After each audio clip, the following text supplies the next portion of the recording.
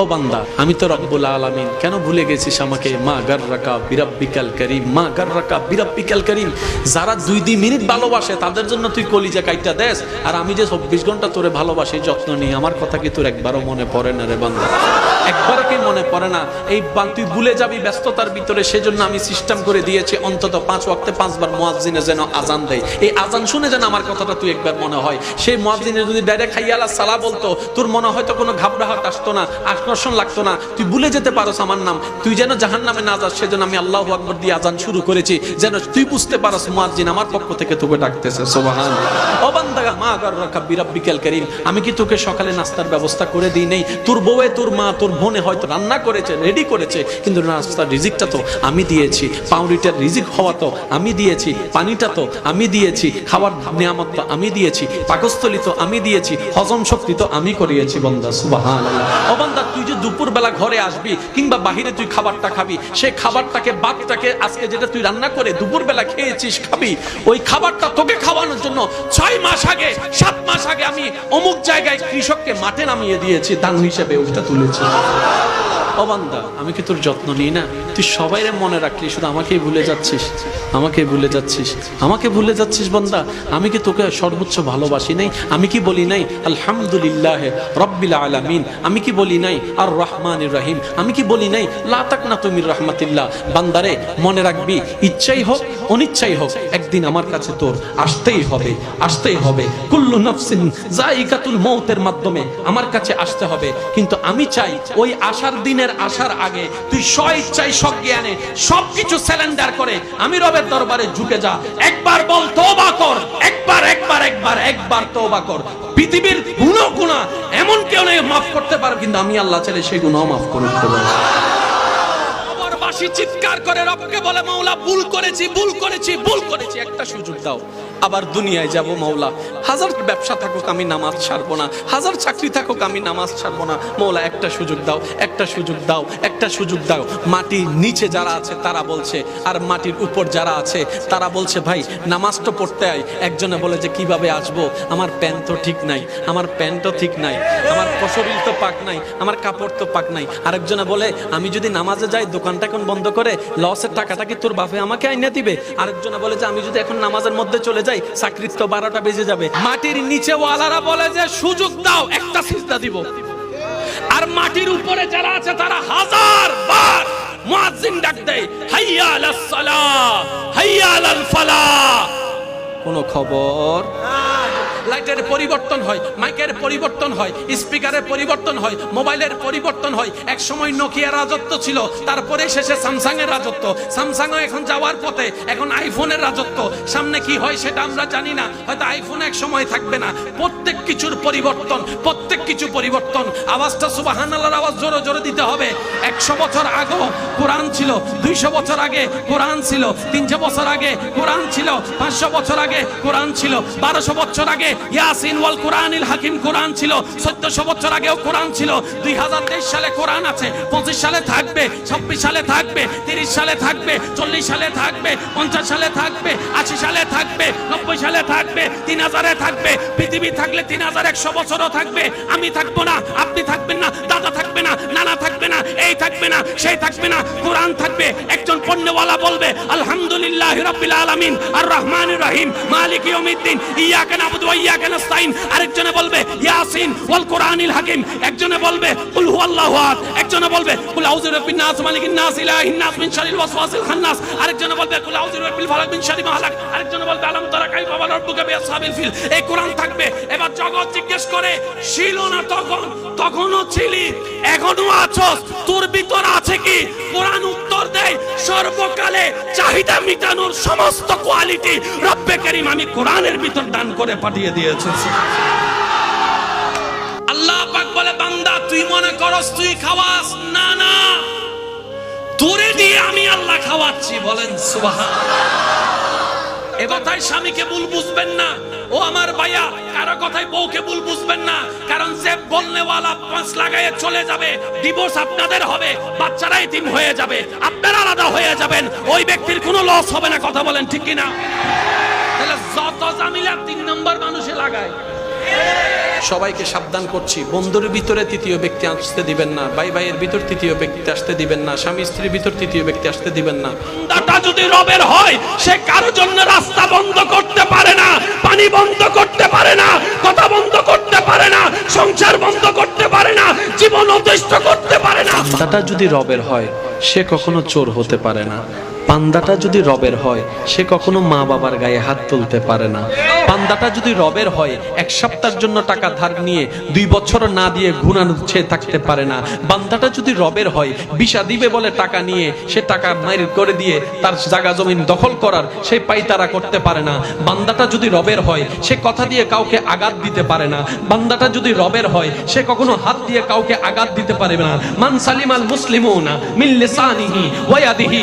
বান্দাটা যদি রবের হয় সে কারো উপর জুলুম করতে পারে না। বান্দাটা যদি রবের হয় সে বড় ভাইয়ের সাথে বেয়াদবি করতে পারে না। বান্দাটা যদি রবের হয় সে ছোট ভাইয়ের সম্পদ মেরে খেতে পারে না। বান্দাটা যদি রবের হয় সে বোনের সম্পদ কখনো মেরে খেতে পারে না। বান্দাটা যদি রবের হয় সে কারো জন্য রাস্তা বন্ধ করতে পারে না, পানি বন্ধ করতে পারে না, কথা বন্ধ করতে পারে না, সংসার বন্ধ করতে পারে না, জীবন অতিষ্ঠ করতে পারে না, অন্যায়ভাবে মামলা দিতে পারে না। কথা বলেন ঠিক কি না? এবার বলেন এই রকম বদগুণ থাকলে সে কখনো পরিপূর্ণ পারফেক্ট মোকাম্মেল বান্দা হতে পারে? এবার আমাদের ভিতরে বাটপারি আছে না নাই? জোরে বলেন আছে না নাই? মিথ্যা আছে না নাই? সকলখড়ি আছে না নাই? সাত দোকানে বদনামি আছে না নাই? সুন্দর করে দলিল জাল দলিল দিয়ে জায়গা দখল করা আছে না নাই? সুদ আছে না নাই? ঘুষ আছে না নাই? মা বাবার সাথে চোখ রাঙ্গায় কথা বলা আছে না নাই? ছোটদের জায়গা দখল করা আছে না নাই? সুন্দর করে আইল কাটার অভ্যাস আছে না নাই? দেওয়াল তোলার সময় 1 ইঞ্চি ঢুকাই দেওয়ার অভ্যাস আছে না নাই?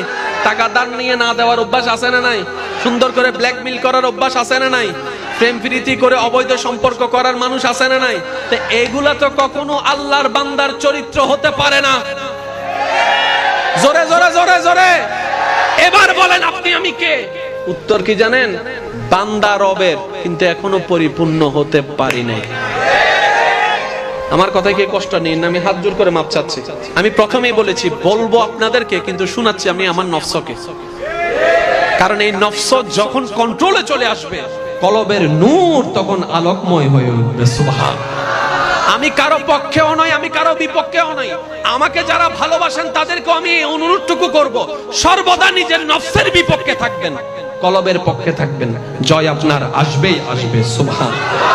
চেহারাটা একটু শ্যামলা, চেহারাটা একটু কালো, কিন্তু তার চেহারার দাগটা এমন মায়া লাগা যায়, মায়া লাগা যায়। রাগ উঠলো রাগ দেখাইতে পারি না, আঘাত করার ইচ্ছা থাকলো আঘাত করতে পারি না। যখন সে কান্না করে অন্তরটা ফেটে যায়, এমন মায়া লাগে। এই মায়াটা আসতে হয় রবের দরবার থেকে। চিৎকার দিয়ে বলেন না সুবহানাল্লাহ। যেই 2 ওয়াক্তে সূর্য নাই আলো আছে, ওই 2 ওয়াক্তের নামাজকে আল্লাহ 4 রাকাত করে দেয় নাই। একটাতে 2 দিয়েছেন, একটাতে 3 দিয়েছেন। ও নামাজি ভাই, কখনো কি ভাবার প্রয়োজন মনে করেছেন আল্লাহ দিলেন তো এভাবে দিলেন কেন? আরো সহজ করে বুঝার জন্য বলছি, যাতে বুঝলে অঙ্ক কঠিন হলো সহজ হয়ে যায়, ব্যবসা কঠিন হলো বুঝলে সহজ হয়ে যায়, কাজ কঠিন হলো বুঝলে সহজ হয়ে যায়। নামাজটা কঠিন নয়, বুঝতে পারলে রবের প্রতি প্রেমটা আরো বেশি বেড়ে যাবে। চিৎকার দিয়ে বলেন সুবহানাল্লাহ। এবার আসুন, বান্দার মনে যে আঘাত দেয় এই আঘাতটা বান্দার মন পর্যন্ত থাকে না, আল্লাহর আরশ পর্যন্ত চলে যায়। সেজন্য আল্লাহর দিকে তাকাই, সৃষ্টিকে যে খুশি করে ষষ্ঠও তার উপর খুশি হয়ে যায়।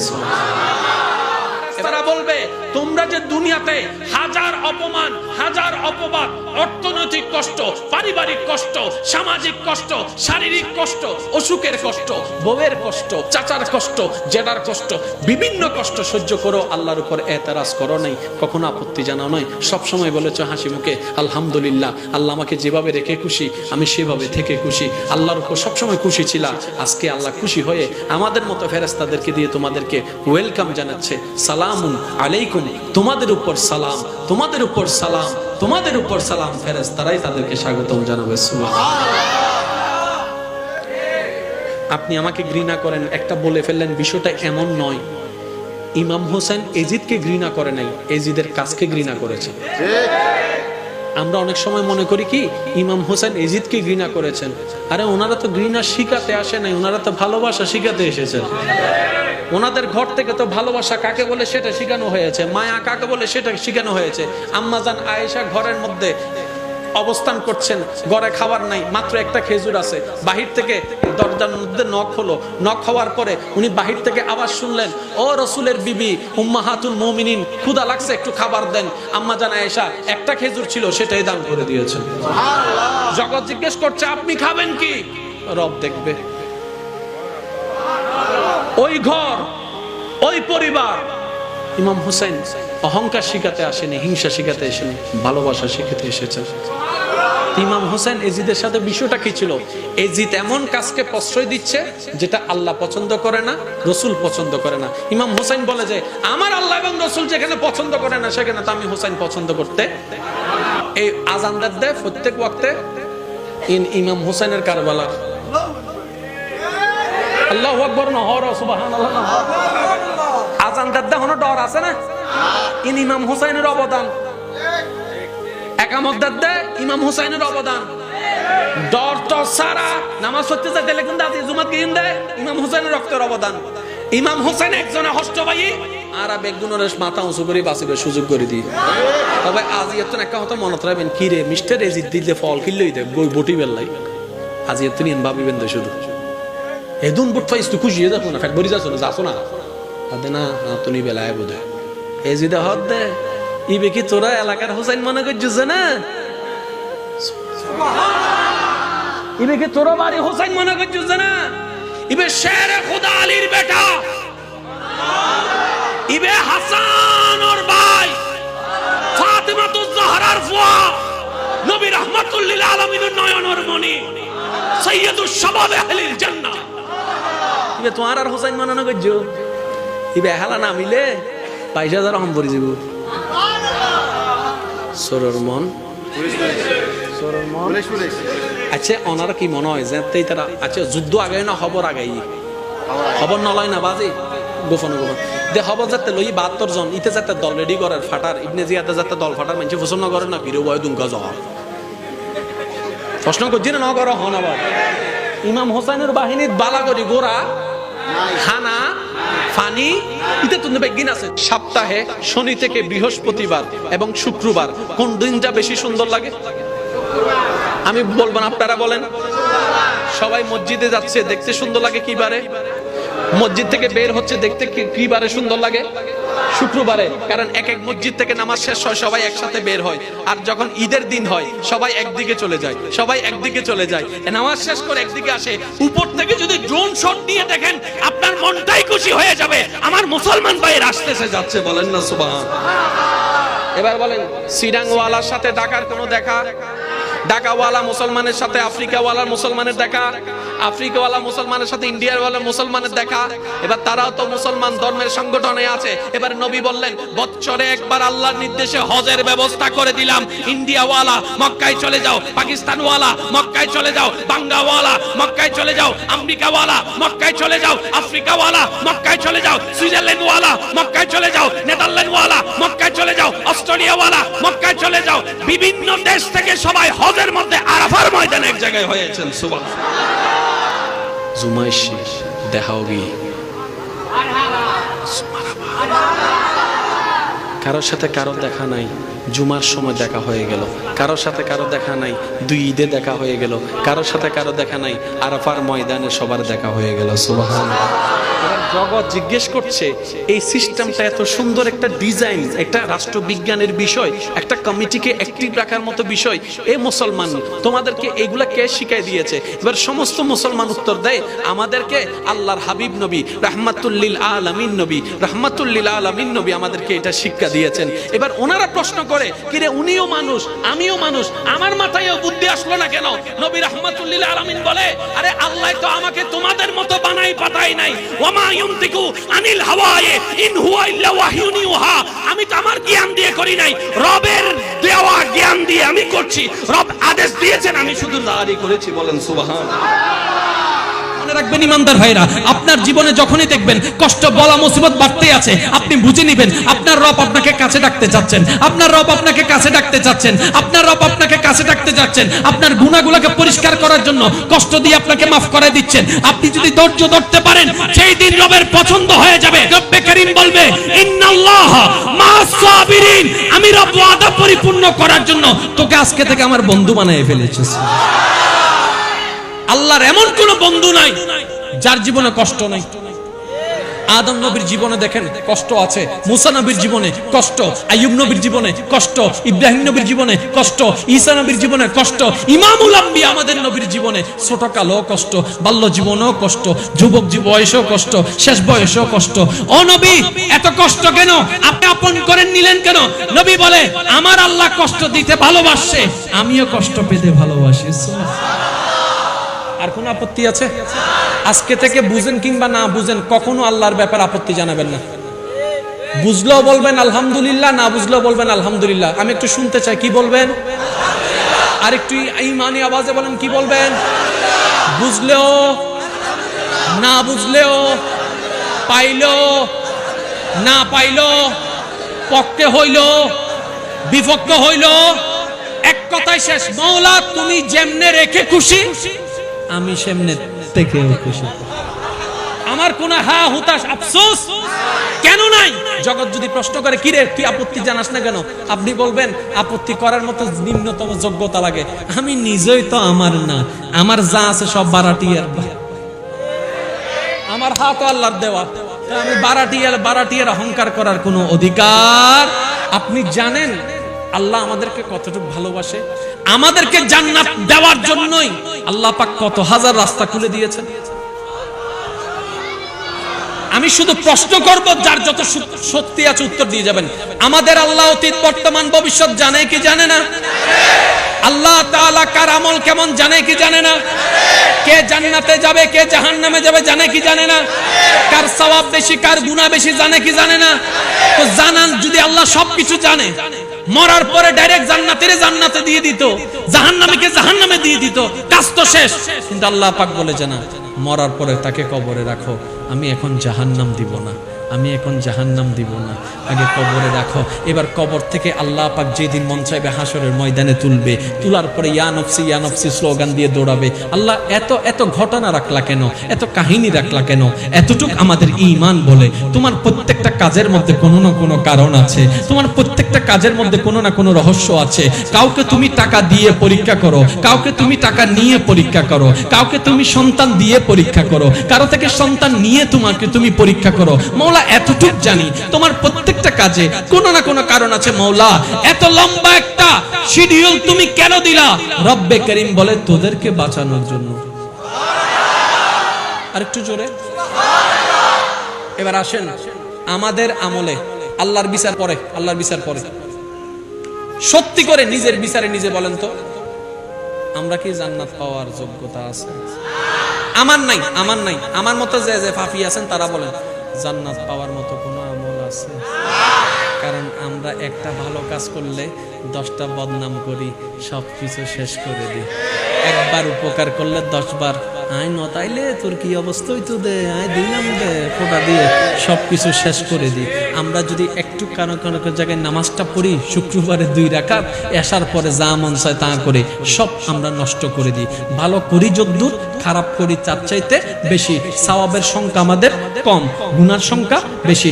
ইমানদার ভাইয়েরা আওয়াজ দিয়ে একটু বলুন তো, আমাদের আমলনামা যাত্রা শেষে আমরা জানি, সত্যিকার একটা বলুন তো, আমাদের আমল দিয়ে যদি হিসাব করা হয় আমরা কি আসলে কেউ জান্নাত পাওয়ার যোগ্যতা আছে?